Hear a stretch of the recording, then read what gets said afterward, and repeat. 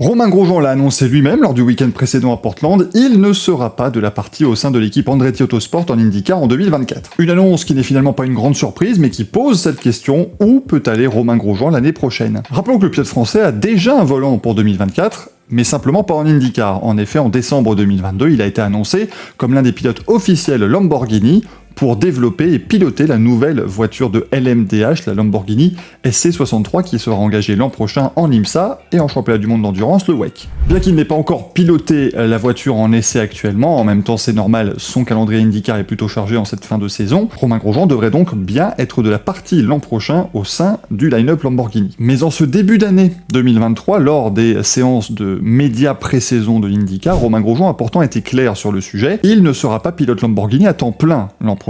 L'objectif assumé était clairement de faire une saison d'IndyCar combinée à des engagements en endurance avec la marque italienne. Pour le dire clairement, donc, Romain Grosjean ne disputera pas la saison complète en IMSA ou en WEC l'an prochain, mais il est prévu, on imagine, les 4 manches de l'Endurance Cup de l'IMSA, c'est-à-dire les courses de plus de 8 heures, ainsi peut-être que les 24 heures du Mans en WEC. Mais rien de plus. Il sera pilote officiel Lamborghini, mais visiblement plutôt un pilote de soutien par rapport aux équipages qui, eux, vont faire la saison complète. Il viendra se greffer pour être le 3e pilote ou le 4e pilote dans certains cas. Après un début de saison tonitruant marqué par 2 pole positions et 2 deuxièmes places à l'arrivée, l'avenir de Romain Grosjean au sein du Andretti Autosport semblait radieux et surtout quasiment acté. Malgré 2 abandons lors des 2 premières courses de la saison, Romain Grosjean était le meilleur pilote sur les 4 premières manches, quasiment incontestablement, et on pouvait même commencer à l'imaginer jouer le titre en fin d'année. Fin avril, tout avait l'air idyllique entre Andretti Autosport et Romain Grosjean, et une prolongation de contrat ne semblait même être qu'une formalité. Michael Andretti avait même déclaré à Marshall Pruett, journaliste pour Racer.com, que les résultats de Grosjean pouvaient être suffisants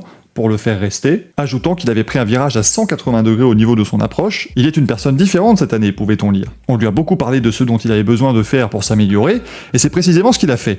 Je ne peux pas être plus heureux de ce que Romain a fait cette année au niveau de son approche, de son attitude, et ça se voit dans son pilotage. Malheureusement, l'arrivée à Indianapolis marquera le début des déboires. Il terminera en 11e position de la manche sur le circuit routier, après en être parti de la 18e position. Il terminera ensuite 30e des 500 miles après un accident, 24e à Détroit après un accident, et 25e à Road America après une course absolument cauchemardesque. Les 4 manches suivantes le verront finir 13e, 22e à Toronto après un nouvel accident, et enfin 11e et 12e lors des 2 manches disputées sur l'Iowa Speedway, le circuit ovale. Et si tout semblait absolument parfait avant l'Indy 500, eh bien l'ambiance n'était plus du tout la même au sein de l'équipe après la course de Toronto, Michael Andretti déclarant notamment que Grosjean a tendance à attaquer quand il n'a pas la voiture, au lieu de finir 10e, il essaye de finir 9e, et au final il termine 28e, ce qui est très frustrant de notre côté. Du coup, le Grosjean de 2022, qui n'avait pas particulièrement impressionné l'équipe, semblait malheureusement de retour. Et le vrai problème pour le pilote français, c'est que d'excellents pilotes comme Marcus Ericsson ou David Malukas sont devenus disponibles au même moment. On le sait désormais, c'est le Suédois qui ira remplacer Grosjean chez Andretti l'an prochain, une équipe qui ne devrait plus aligner que 3 voitures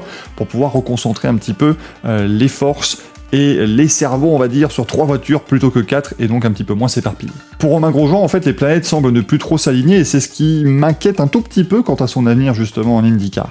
Ces belles performances du début de saison sont arrivées trop tôt, à un moment où les équipes en général ne souhaitaient pas s'engager déjà sur 2024. Et à l'inverse, sa mauvaise série est arrivée au moment précis où les équipes commençaient à constituer leur line-up pour la saison prochaine, avec en plus de cela un sacré nombre de changements à venir. Soudainement, Grosjean n'était plus aux avant-postes, malgré une 6ème place quand même à Nashville, et les meilleurs baquets commençaient chacun à lui passer sous le nez. Linus Lundqvist, qui n'a fait que 3 courses en IndyCar alors qu'il est champion Indy Lights de l'année dernière, il a fait 3 courses en remplacement de Simon Pagenaud cette année, il part directement au sein du Chip Ganassi Racing. Ericsson va chez Andretti, Rosenqvist chez Meyershank Racing, David Malukas probablement chez McLaren. Un véritable jeu de chaises musicales, sauf que pour le moment, Romain Grosjean, j'ai l'impression que s'il regarde autour de lui, il n'a pas vraiment de chaise sur laquelle s'asseoir. Le meilleur plan pour lui, la meilleure chance d'être en IndyCar en 2024 réside dans l'écurie de Dale Coyne, l'écurie même où il a débuté dans la catégorie en 2021. Mais pour ce volant en particulier, Romain Grosjean va devoir faire face à pas mal d'autres concurrents, certains avec du budget comme son équipier actuel chez Andretti, Devlin De Francesco. On peut tout de même avoir un point sur lequel on peut avoir de l'optimisme pour ce baquet-là en particulier. C'est-à-dire qu'en général, Dale Coyne aligne 2 voitures en IndyCar, une qui est totalement dédiée à un pilote payant, en général c'est donc la 51, ici dans ce cas précis, et l'autre voiture, la numéro 18, qui est actuellement occupée par David Malukas, est plutôt destiné à un pilote qui ne paye pas et qui a souvent un petit peu plus de bouteilles. On l'a vu à l'époque, il y avait du Bruno Junqueira, du Justin Wilson, des pilotes comme ça qui ont de l'expérience en IndyCar mais qui ne peuvent pas amener de budget. C'est donc là que Romain Grosjean a un avantage par rapport aux autres prétendants, c'est que certes il n'amène pas d'argent, mais au moins il amène une expérience, si ce n'est une expérience solide en IndyCar, au moins une expérience de 10 ans en Formule 1, et ça vaut quand même pas mal le coup. Une place est également disponible au sein du Rahal Letterman Lanigan Racing, à la place de Jack Harvey, mais malheureusement, comme Harvey s'est déjà fait virer en cours de saison et que Juri Vips prend sa place pour les 2 dernières courses de l'année, je pense que l'Estonien a de grandes chances de piloter la numéro 30 l'an prochain. Resterait alors la numéro 20 de Shane Carpenter ou la numéro 14 de chez AJ Foyt, qui n'ont pas encore confirmé leur pilote. Maintenant, ce sont des équipes de fond de grille qui ont surtout un cruel besoin de restructuration, pas certain que Romain Grosjean soit l'homme de la situation, du point de vue des équipes, ou même du point de vue de Romain Grosjean, a-t-il envie d'aller restructurer comme ça une équipe de fond de grille en IndyCar? Ça me semble donc assez difficile, mais on peut encore espérer peut-être une surprise de ce point de vue-là, on ne sait jamais. Quoi qu'il arrive, en tout cas, si Romain Grosjean est bien sur la grille de départ de la manche de Saint Petersburg en mars prochain, qui devrait ouvrir la saison 2024 d'IndyCar, ce ne sera pas dans un baquet de pointe, ce ne sera pas dans un top team, il faudra donc réajuster un petit peu les attentes qu'on aura de lui vis-à-vis de ses résultats. Pour moi, malheureusement, Romain Grosjean avait très bien commencé la saison, mais il est vraiment retombé dans ses travers. Et du coup, un pilote qui retombe comme ça dans ses travers n'offre pour moi pas assez de garanties pour pas mal des équipes de la grille qui veulent aussi pouvoir construire et avoir des solutions sur le long terme. Espérons tout de même que le Phoenix puisse poursuivre son aventure américaine en IndyCar, parce que une chose est sûre, il adore véritablement la vie outre-Atlantique. Voilà pour cette petite vidéo sur Romain Grosjean. Bon, c'est sûr que c'est pas le moment le plus optimiste de la saison, mais on peut quand même espérer le voir au départ de la saison 2024 d'IndyCar. Si la vidéo vous a plu, n'hésitez pas à mettre un petit pouce vers le haut, à vous abonner à la chaîne et à activer la petite cloche des notifications. Je vous dis à très bientôt. Ciao ciao.